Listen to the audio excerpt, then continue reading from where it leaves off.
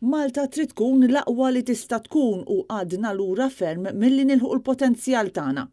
Hekk staqret l-Assoċjazzjoni ta' min iħaddem l-MEA waqt it-tnedija ta' memorandum bit-tema Economic Sustainability, Governance and Wellbeing. Aħna mhux bil-forsi nkunu l-aħjar fl-Ewropa.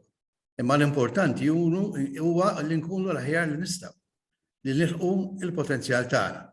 U aħna nemmnu bħala assoċjazzjoni li Malta għad baqala ħafna x'tiżviluppa u l-potenzjal tagħna ma lħaqniex. Fil-preżentazzjoni tiegħu Joe Farrugia f'isem l-MEA qal li eżempju wieħed ta' dan huma l-Malta Film Awards li saru xahar ilu fejn għal Farrugia intefqu ħafna flejjes għal fanfarunati meta l-istess preżentazzjoni seta' saret fuq l-istess livell mingħajr sparpaljar.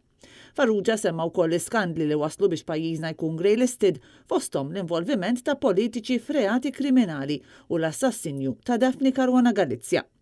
Joe Farrugia tkellem dwar il-problemi fil-governanza li tibqa' dgħajfa ferm, in-nuqqas ta' trasparenza fl-amministrazzjoni b'ħafna ħabbi ta' kuntratti pubbliċi, in-nuqqas ta' level playing field b'direct orders bla doċċ mogħtija skont lil min taf, u l-fatt li għatem persuni li kienu involuti f'reati kriminali u li baqgħu ma ħadux dak li ħaqhom.